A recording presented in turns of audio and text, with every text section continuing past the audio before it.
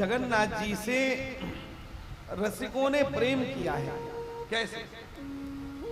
हमने ऐसा संतों से सुना है कि निराकार ब्रह्म के उपासियों ने निराकार ब्रह्म का स्मरण किया।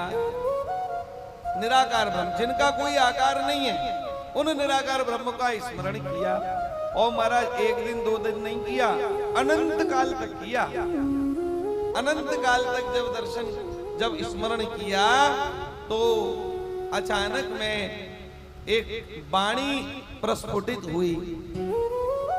निराकार ब्रह्म के उपासी चाहते थे, प्रभु कैसे भी हमको आपकी अनुभूति हो, हम अपने इस शरीर से आपकी अनुभूति करना चाहते हैं, कैसे अनुभूत हो। उसी समय एक वाणी प्रकट हुई। महाराज वाणी से आवाज आई, मैं निराकार हूं, बिना साकार हुए मेरी अनुभूति तुम सबको नहीं हो पाएगी। अच्छा एक बात हम आपको यहाँ और कहें, थोड़ा सा काम की बात। ये जो लोग जितने भी निराकार के उपासी हैं ना, ये थोड़े से कहा जाए तो अपूर्ण रह जाते हैं। अब आप कहोगे महाराज ऐसा क्यों कहते हो, हम निराकार के विरोधी हैं? ऐसा नहीं है, हम साकार ब्रह्म के उपासी हैं। निराकार वाले को हो सकता है भगवान के साकार स्वरूप का दर्शन न हो, पर हम साकार में भी निराकार की अनुभूति कर लेते हैं। आप कहोगे कैसे महाराज, साकार में निराकार कैसे? अरे भाई सीधी सीधी सी बात है। रसगुल्ला देखा है? रसगुल्ला, गुलाब जामुन है, गुलाब जामुन आपको दिख रहा है, माने वो साकार में आपके सामने है। इन नेत्रों से आप उसको देख रहे हो, साकार दिख रहा है ना। वो नेत्रों से दिखा और महाराज देखते ही देखते हमने उसको कपाक कर लिया। जैसे खाया, आहा हा हा, क्या पूछो महाराज, कैसा बढ़िया मिठास, इलायची की ऐसी भीनी भीनी सी सुगंध उसमें आ रही है, ऐसा सुंदर स्वाद टपक रहा है, मीठा। जैसे पाया तो मिठास अनुभूत हो गई। अब विचार करिए, रसगुल्ला को देख रहे थे तो मिठास अनुभूत नहीं हो रही थी, पर जैसे ही पाया तो मिठास अनुभूत हो गई। अब कोई कहे महाराज मिठास दिखाओ, मिठास को दिखा नहीं सकते क्योंकि मिठास निराकार है, पर आई कहां से? साकार में से। तो साकार में ही निराकार छिपा हुआ है। निराकार ब्रह्म के उपासी साकार को प्राप्त कर पावे न कर पावे, पर साकार वाले निराकार का पूर्ण लाभ ले पाते हैं। समझ रहे?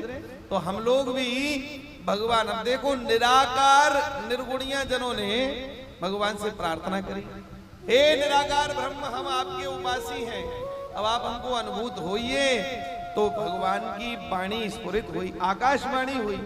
आकाशवाणी ने कहा, ब्रह्म अगर कहीं दर्शनीय होता है तो किसी शरीर का आधार लेता है।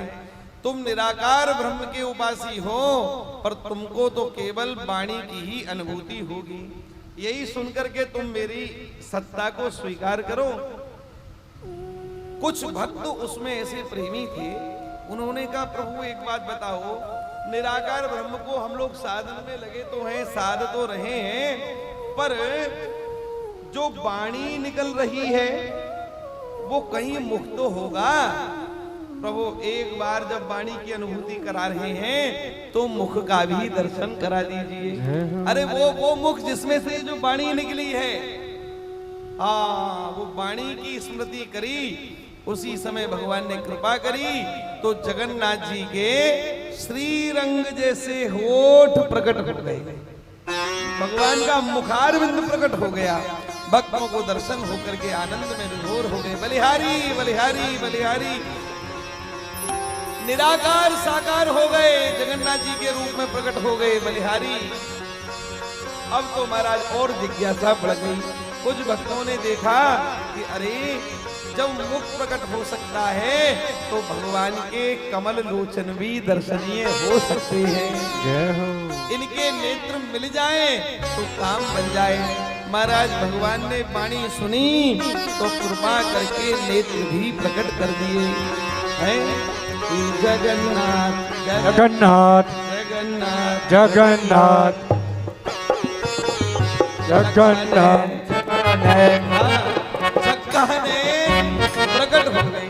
ओ महाराज बढ़िया नेत्र प्रकट हुए और मुखार बन गए। बोले और कुछ चाहते हो? बोले बस इतना ही बहुत है नाथ, इन दो से ही हमारा काम चल जाएगा।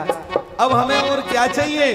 भगवान के कानों से हमको मतलब नहीं है, भगवान के ललाट से हमारा कोई लेना देना नहीं।